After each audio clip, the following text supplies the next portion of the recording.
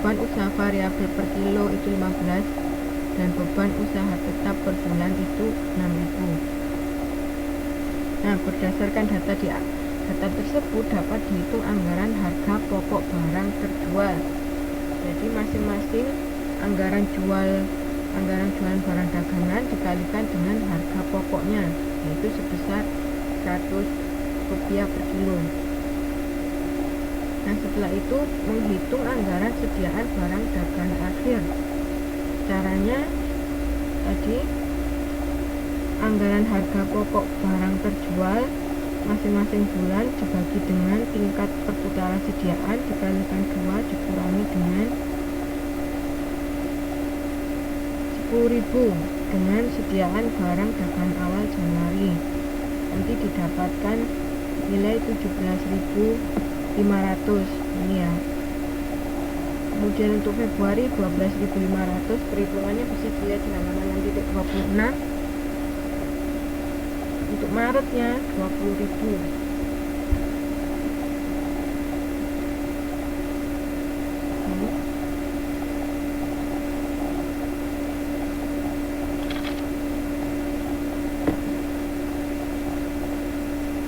Kemudian pada bulan Januari, toko dagang daging ini membuat anggaran biaya dagangan tahun 2017. Untuk bulan Januarinya itu 1.175 kilo dengan harga 100, berarti 117.500. Ini diisi untuk yang baris pertama. Kemudian untuk yang Februari itu 115.000, yang Maret itu 137.500. Perhitungannya bisa dilihat di halaman 6.27.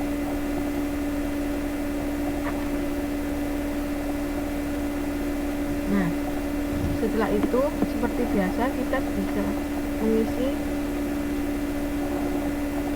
nilai-nilai yang kosong seperti yang ada di tabel 6.12 ya.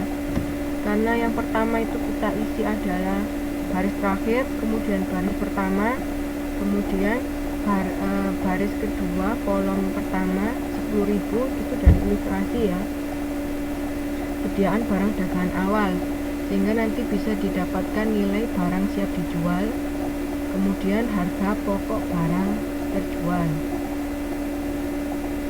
Nah, kemudian untuk sediaan barang dagang akhir ini untuk Januari itu adalah sediaan barang dagangan awal untuk bulan Februari. Demikian seterusnya ya. Jadi nanti tabel 6.13 itu bisa kita dapatkan. Dari sini ada yang ditanyakan.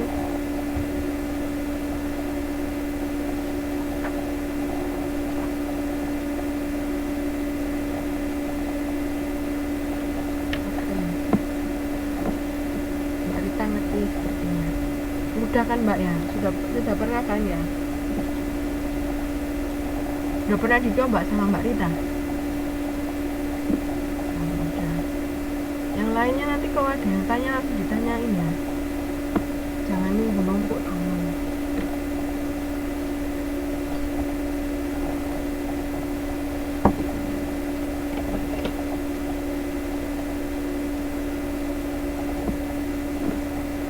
Kemudian lanjut ke anggaran rugi laba bentuk panjang.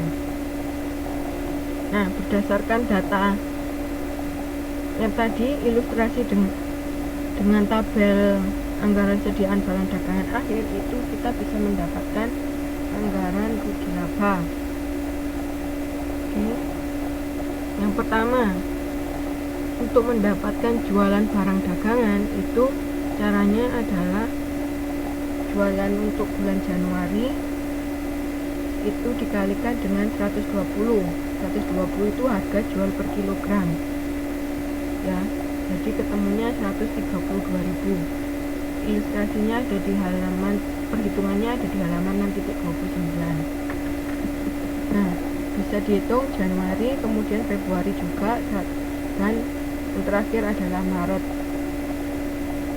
Harga pokok barang terjual itu dari 1.100 dikalikan dengan harganya harga pokoknya adalah 100, jadi nanti dapatnya 110.000, Februari 120.000, dan Maret 130.000. Kemudian ada beban usaha variabel, jadi masing-masing jualan per bulan dikalikan dengan Rp15. Itu ada di ilustrasi ya, halaman 6.26. Beban usaha variabel per kilo itu adalah Rp15.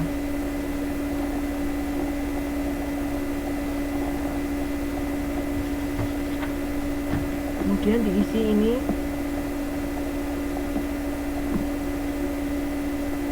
setelah itu ada beban tetap. Beban tetapnya itu sebesar Rp6.000.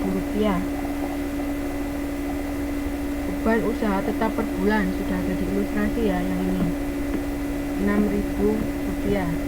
Nah, dari sini kita perlu mengisi margin kontribusi kotor, yaitu jualan barang dagangan dikurangi dengan harga pokok barang terjual. Untuk Januari 22.000, Februari 24.000, dan Maret 26.000. Kemudian untuk margin kontribusi bersih, itu margin kontribusi kotor dikurangi dengan beban usaha variabel, sehingga didapatkan nilai 5.500 untuk Januari, 6.000 untuk Februari, dan Maret itu 6.500. Nah, untuk mengetahui laba atau ruginya itu kita mengurangi margin kontribusi bersih dengan beban tetap. Untuk Januari itu 5.500 dikurangi 6.000, hasilnya kan minus 500, sehingga kita rugi. Kemudian untuk Februari itu 0, berarti impas. Sedangkan untuk Maret itu laba, karena dia 6.500 dikurangi 600 adalah 500. Nah, dari sini ada yang ditanyakan untuk kegiatan belajar 1 selesai sampai di sini.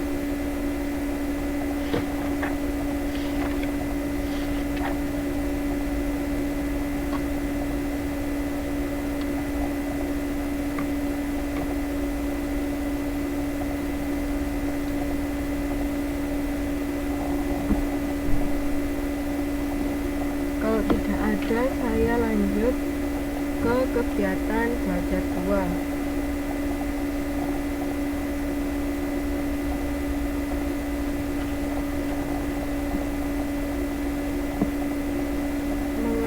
Mengenai penyusunan anggaran utang dan neraca. Yang dimaksud anggaran utang itu adalah anggaran untuk memperoleh dan membayar utang, dimana utang itu dibagi menjadi 2, utang jangka pendek dan utang jangka panjang.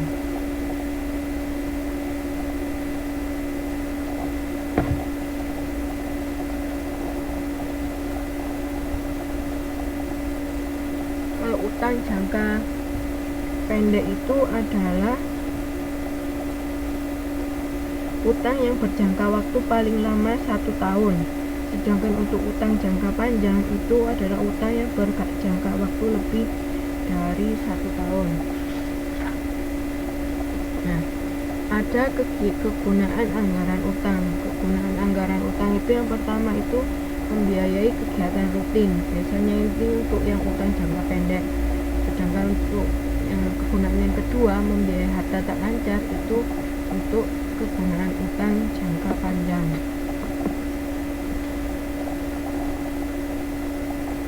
Ini ada perbandingan laba sebelum ada utang dan setelah ada utang.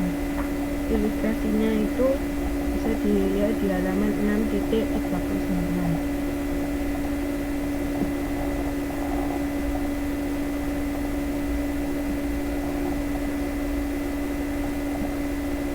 Sebagai ilustrasi, pada saat belum mempunyai utang, perusahaan bekerja dengan modal sendiri sebesar Rp1.000.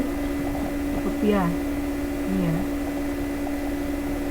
Dan perusahaan mampu menjual sebulan 100 unit barang. 100 unit barang dengan harga jual per unit sebesar Rp15 dan harga pokok per unit Rp12. Kemudian